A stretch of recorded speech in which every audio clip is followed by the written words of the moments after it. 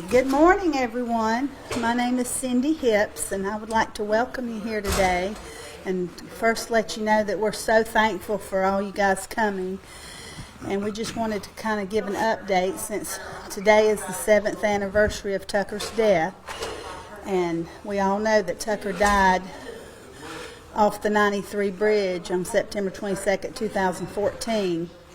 And so a lot has happened over the past 7 years, and a lot's happened over the past 6 months. And so that's some of the things that we wanted to talk to you about today and answer any questions you might have. And so one of the things is the Crime Stopper Reward. And so I would like for Helen Westmoreland to talk to us. She's from Oconee Crime Stoppers. And so I'll give the floor to Helen. Good morning.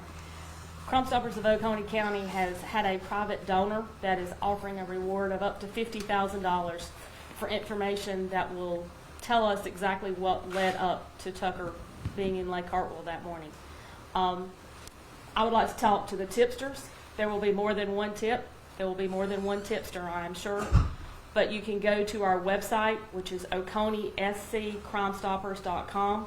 Click on the Submit a Tip button. Go to our Facebook page. Click on Submit a Tip, or download the P3 app on your phone, Android or Apple phone. Download that app and you can enter the tip that way. Don't think that what you know is not important.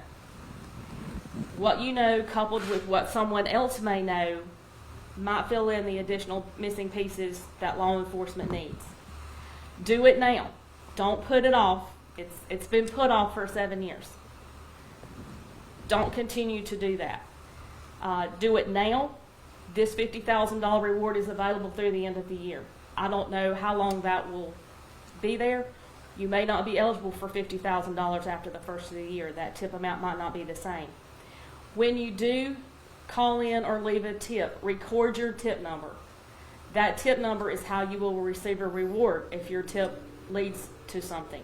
Record that tip number. We have to have that. Log back in to whatever mechanism that you submitted your tip. Log back in. Log back in daily right after you give your tip. That is how we will communicate with you. Log back in throughout the year after, because what you gave us today may not have led to something immediately, but more information may come in months down the line that, coupled with your information, now we have filled in a piece. And now that tip did lead somewhere when you put that information together. So just check back often, record your tip number. Don't think what you know is not important. It is. Trust me, it is. And especially when we put all these tips together, it can make a big difference. But the biggest thing I want to say is do it now. Don't put it off, because this reward may not be there at that amount that long. And as I said before, it's been put off for 7 years. We can't do that anymore. Thank you, Helen. And I can say from experience that Crime Stoppers is anonymous. I work with the Greenville area Crime Stoppers and have for many years, long before Tucker died, and I can tell you those tips are anonymous. And so please do that. And that would really give us peace, some peace of mind to have the information so we know what happened to Tucker that morning. So now I would like to introduce Jimmy Dixon. Jimmy is one of the special investigators that's been assigned to this case. This case is still open, as he's going to share with you. So Jimmy, Thank you. Good morning. This case is not closed. It is still a very active investigation. It's a case about truth. And for the last 7 years, the truth hasn't been told. It hasn't come forward. That morning, early morning, 7 years ago, there was 27 pledges.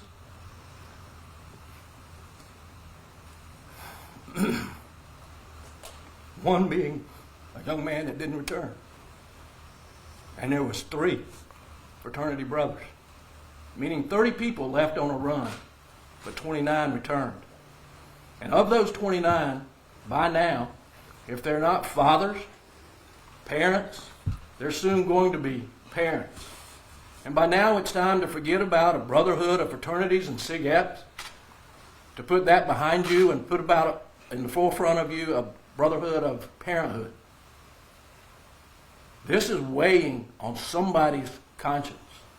And until somebody comes forward with the truth, it's going to continue to weigh. I'm sitting beside two of the strongest people that I've met in my 65 years on this earth. I don't know that these other 29 young men are going to be able to be that strong should something happen to one of their children. Nobody needs to bury a child. And I can assure you, what we're looking for is the truth. Cases are not always solved by DNA and all of these other special testing and methods that are available to us today in the modern 21st century. Many cases are solved by the truth. And we won't stop until we find the truth. Everybody needs to know it is ongoing and will continue to be ongoing until that truth is found out. Thank you. And now I'd like to introduce to you Dan Catullo. Dan is an award-winning documentary director that came and asked us if he could share Tucker's story in a film that he was producing. He actually did the film Breathe, Nolan, Breathe that won Emmy Awards. And so we were very fortunate that he asked for us to be a part of the project. And at this time, I'd like for him to share some of the information about the project. Thank you. First, I just want to thank the Hips for allowing us into their life. It's a terribly personal thing to allow us to come in and have them share their story with us.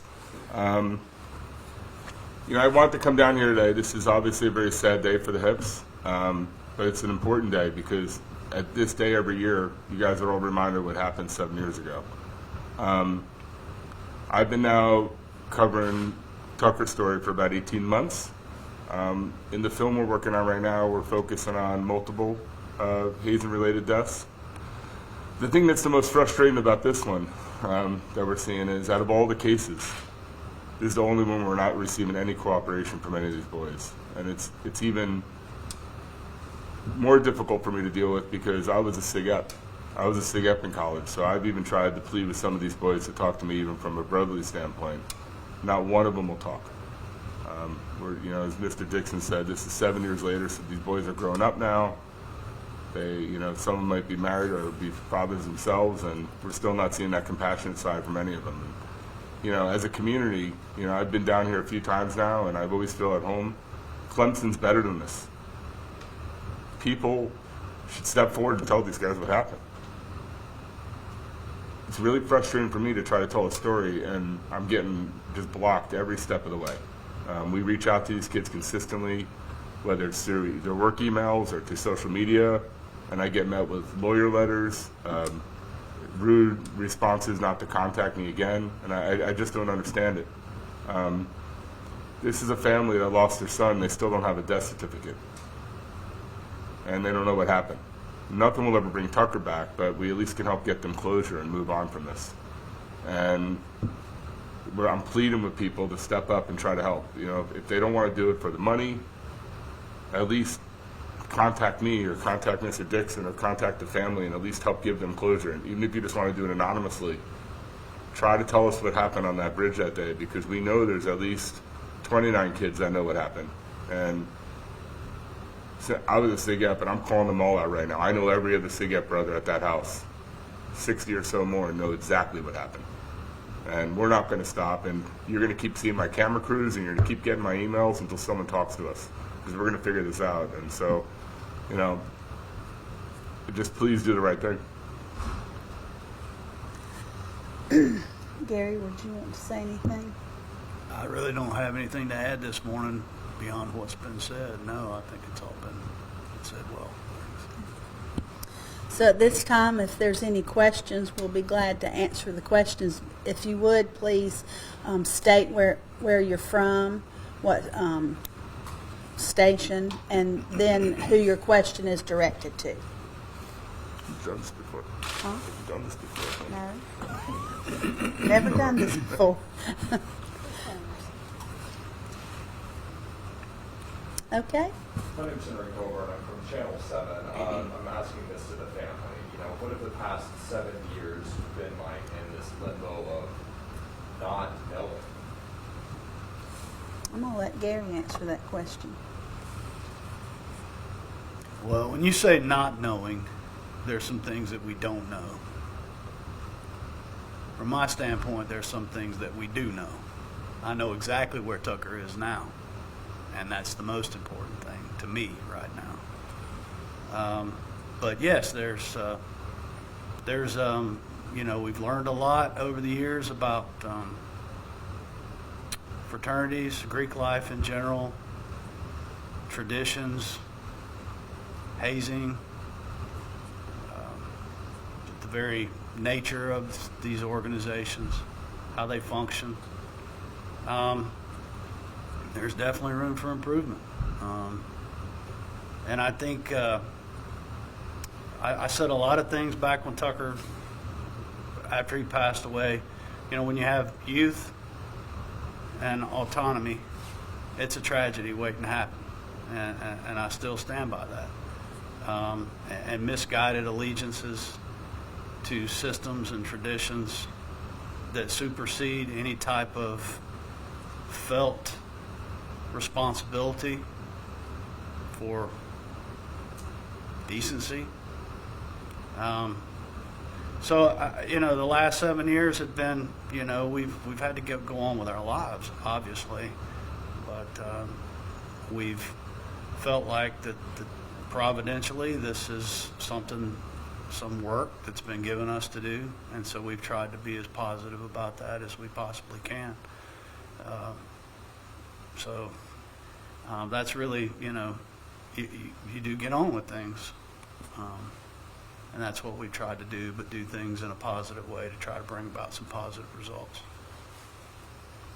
And from my perspective, the mother's always the one that's kind of always stirring the pot. That's me, because I need my truth.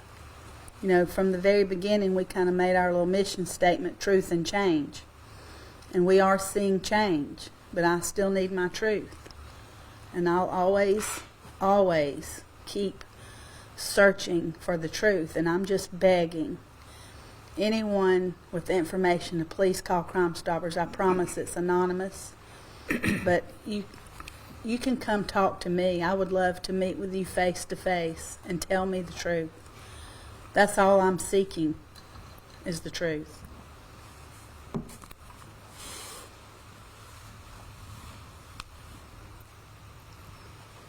I have a question. My name's Grace Runkle. I'm with Fox Carolina News. I guess my question's for Jimmy Dixon. You talk about this being very active. Can you kind of talk about what steps have been taken recently, what the work has looked like while you guys are looking into the case recently now? Right now, what we're doing is taking a completely new look, if you will, with a whole new different set of eyes, which is where I come into play. Looking at everything that was done from when he was reported missing to when he was located to what's been done even up to today. Reading through a lot of statements that were taken and things of that nature, and more or less just doing a whole new review of the case up to now. And then as tips come in, and there will be tips, we'll follow up on those, as well as try to continue to reach out to those other 29 that were there, and hopefully their conscience is going to be pricking at their heart to the point that they're going to go, enough's enough. It's time to speak up and tell the truth. I have another question, if you don't mind, for Cindy and Gary, and even Daniel, if you want to kind of chime in on this.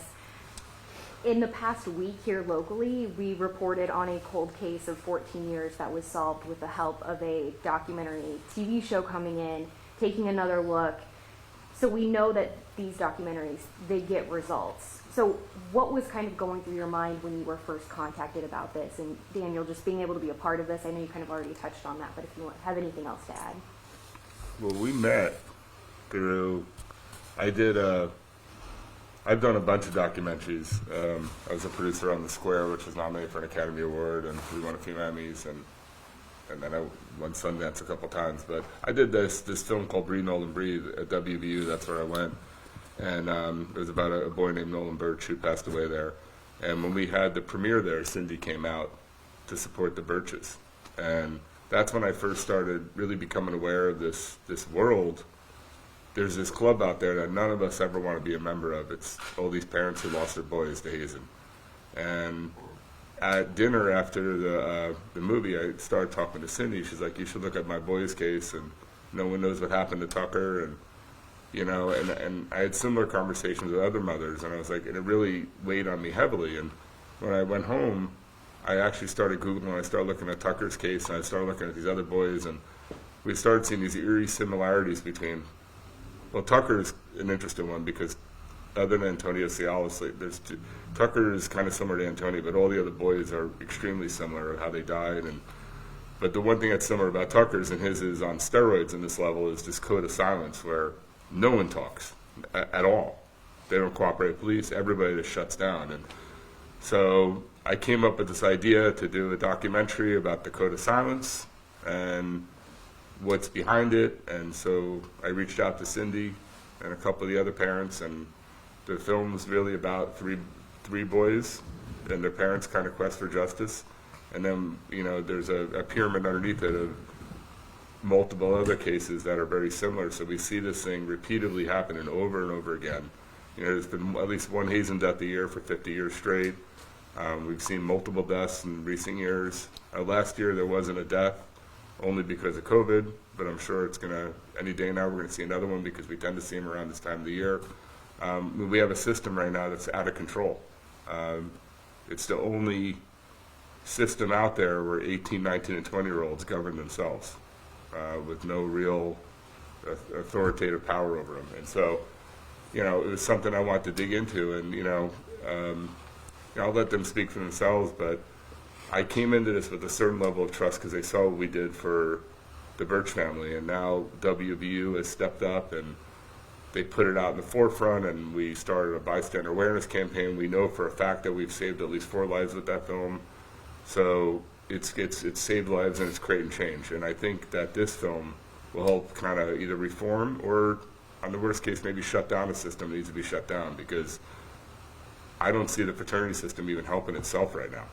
I mean, it's really crazy. We're seeing demonic things that are being done to kids. I mean, it went from 30 years ago when I was in college where there's kind of rituals and traditions to just out and out torture. And, you know, like Matthew Carrington in California, he was literally tortured to death and drowned. I mean, so this is not brotherly, you know, love or anything. This is just crazy stuff. And, you know, what happened to Tucker, I'm sure, is just as crazy. And it's even crazier that no one even has it in their conscience to even tell the family or anybody, even anonymously, slip them a note, something. No one's saying a word. And I don't get it, because, you know, as Mr. Dixon could probably jump in, he probably is just as miffed. I've interviewed now FBI agents, a lot of law enforcement around the country. We're seeing a tighter bond with fraternities than we are with the Mexican Mafia, Bloods and Crips, and the Italian mob. And I'm sorry, if you testify or you give a tip about a Mexican mob murder, you're probably gonna, your family's gonna get killed if they find out.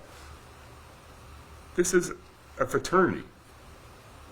No one's gonna get killed for telling the truth. This is insane that these kids are living with this guilt and no one's talking. And they're doing this to this family.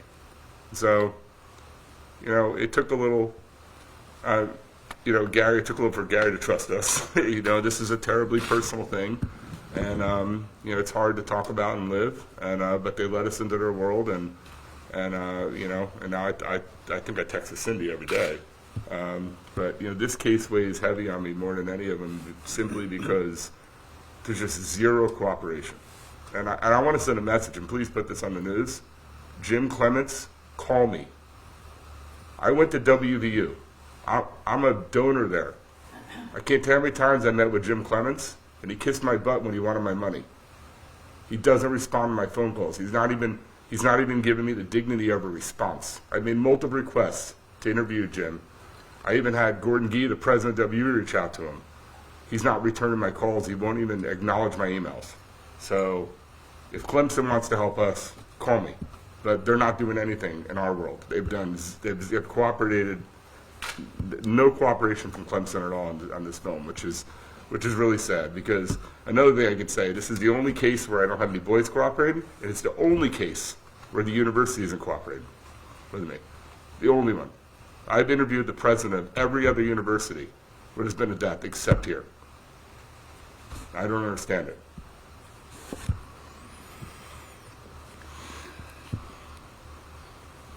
Hey, Daniel Robinson with WYFF.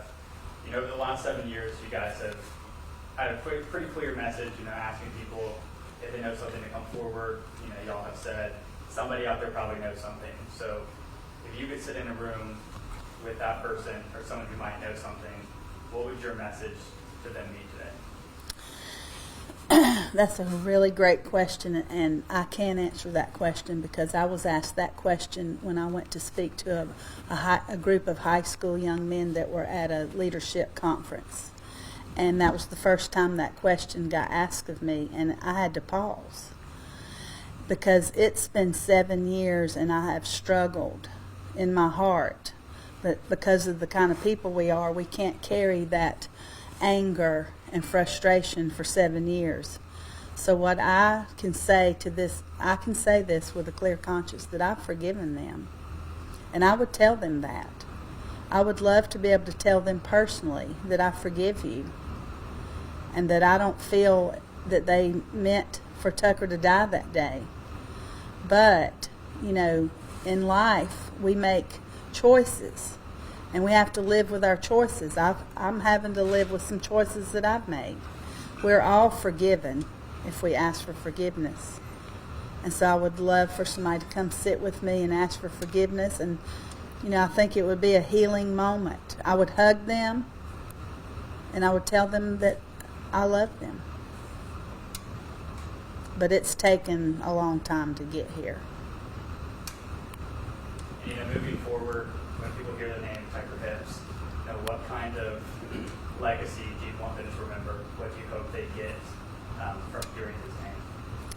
Well, Tucker, he shouldn't be defined, and Gary can talk more to this too. He shouldn't be defined by the way he died.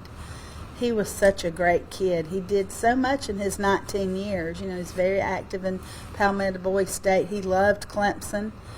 And, I went and spoke to a bunch of young men last night. And when I looked out in that room, I saw Tucker. I know he would have been a leader at Clemson had he stayed there, because that's the kind of kid he was.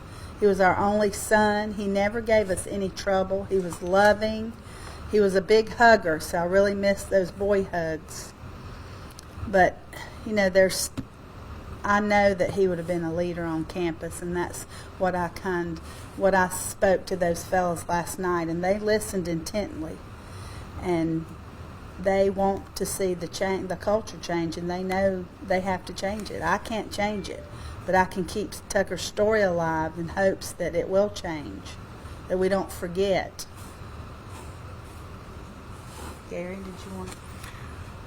It's unfortunate that Tucker will always be linked to how he died, his name and so forth, and that's unfortunate in one respect, but in another respect, if you believe in providence, you believe that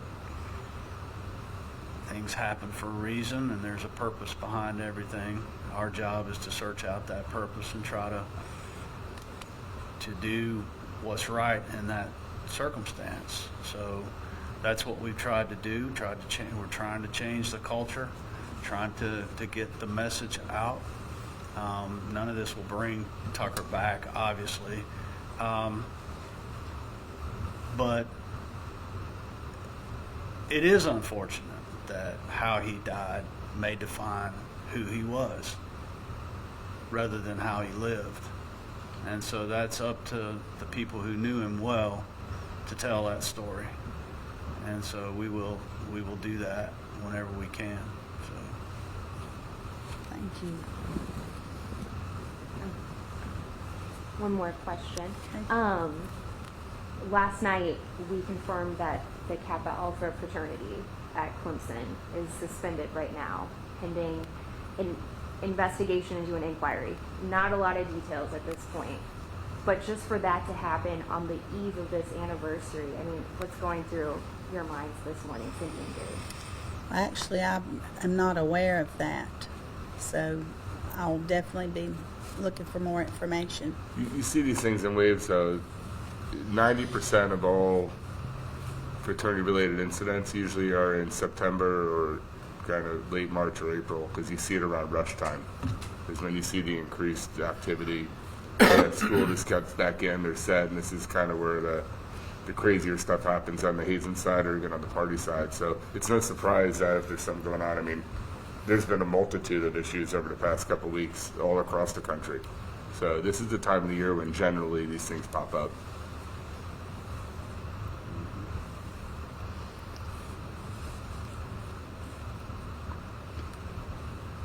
Any other questions? Would you like to say anything else, Jimmy?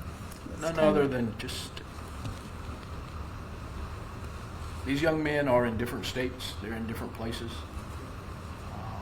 But that doesn't mean, as Daniel has said, we can't email and we can't reach out, and we will continue to email and reach out. If I need to come to you, I'll come to you. But one of you said that we feel that the truth is probably out there. I don't feel that way. I know the truth is out there. And it's just a matter of time before it gets to somebody's heart and conscience that they're going to come forward. There are actually about a dozen that live in this area. About 12 of them that live within an hour. A couple of them live right here in town.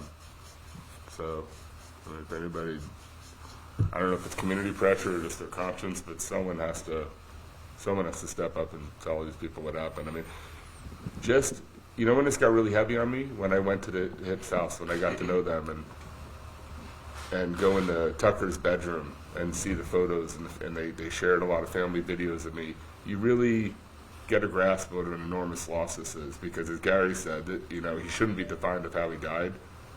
This was a kid that was full of life. I mean, he was on 10 all the time. He, you know, from what everybody tells me, and we've interviewed, oh God, probably 50 people now for Tucker. He lit up a room when he walked in. You know, we'll hopefully tell that story. Helen, would you? Just do it now. I mean, it's time. It's been time for a long time, and somebody knows that. And I'm a mom as well. Cindy and I have gotten real close. But just do it now. Don't put it off any longer. Okay, if there's no other questions, that's all we have today. And just one more question. You know, Okay. you mentioned a couple of times you don't want what happened to him to, you know, be his legacy. And you know, you talked a little bit about him, but is there anything that you want to share with people about your son, or you know what he was like, any memories that you kind of hold on to over these years? Well, I hold on to just the daily things, how he walked into the house. You know, he came through the garage. I hear the door come up. I hear the door open because he opened it a certain way. And then I would hear, Mom, and I still hear that. Sometimes, literally, I hear that door open, and I have to listen to see if I'm going to hear Mom. And just his hugs. He loved us, and he would, you know, as soon as I saw him, he'd hug me. It didn't matter who was around him. It didn't matter if it was his girlfriend, his friends. He always hugged on me and his grandmothers and his dad. And, you know, he loved outdoor sports. He played every sport. Matter of fact, I told this to the guys last night. The day that my last thing that I said with him was on Sunday before he was dead on Monday. I called him just to check on him, and he said, Mom, I'm real busy. I'm playing in a soccer tournament. So he was on campus playing in a soccer tournament. And I said, that's okay. I just wanted to call to tell you I loved you. I love you too, Mom. So that's my last words with him, is that him telling me he loved me. So I carry that in my heart always. But it's the little things, that his smell. I still have a few items that I've put in plastic bags that have his smell. I know his smell. So it's a big loss for us, because, and I wasn't going to cry, because he was our only child, and we waited. We weren't going to have children, but God gave him to us, and now I feel like God gave him to us for a special reason. And maybe, we've tried to push this off as not our mission, but maybe it is our mission to change this culture.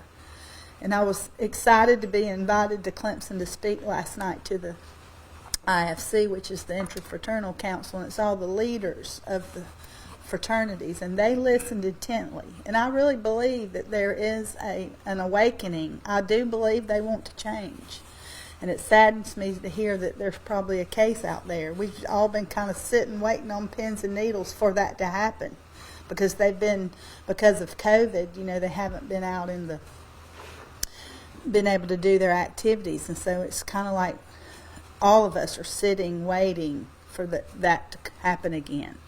And I hope and pray it never happens on Clemson, and that's why we meet at that cross every September 22nd to pray for students and their safety. And that's why we're willing to do whatever we can to create safety. We're even working on some legislation as well. But back to Tucker, he always wanted to be famous. And, maybe he's famous now. But he was a love of our life. He was the light of our life and a real joy. He was a true joy. You want to say anything? When you're holding your infant in the hospital, you have all kind of imaginations what this child's future will be. Whether it's greatness or some special thing that they were born to be. And all I can say is this is the vision that I had. But what I would say is we're making the most and the best out of it that we can, and I think that's enough, and Tucker was an amazing human being, and anybody that knew him knew that. It seems to me that there are a lot of amazing kids who fall victim to hazing, though. If you learn about all these kids, how similar they are spoken about, and their attributes, their personalities, it's curious, really. But we move ahead, and we make the best of today, and so that's what we'll continue to do. My final question for you. You and a couple dozen people, were out there this morning with candles, having a prayer and praying for Clemson students and remembering Tucker. How did it feel to be out there this morning, knowing that you were surrounded by a group that's been supporting you over the past 7 years? We are just so thankful for our family and friends. It's amazing to me that these people traipse out in the weather. I'm sure we may have had more had it not been raining, but it's still amazing that many people showed up at 5:45 in the morning in the rain. That just shows how much we're loved. And truly, we have a group of friends, we call them the thick and thin. And they're always there through the thick and thin. And so I think they would be just as ecstatic as we were about the truth, because they know we might be able to move on and explore some other elements of our life. We're both getting older, and so we're not going to want to carry this torch forever. But until we can't carry it any longer, we will.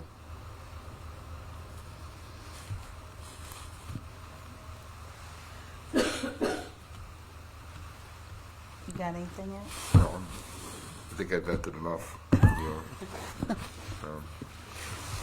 All right. Thank Thank you you. guys for coming. We really appreciate you a whole lot. And y'all have been with us the whole 7 years too. And we thank you. Absolutely.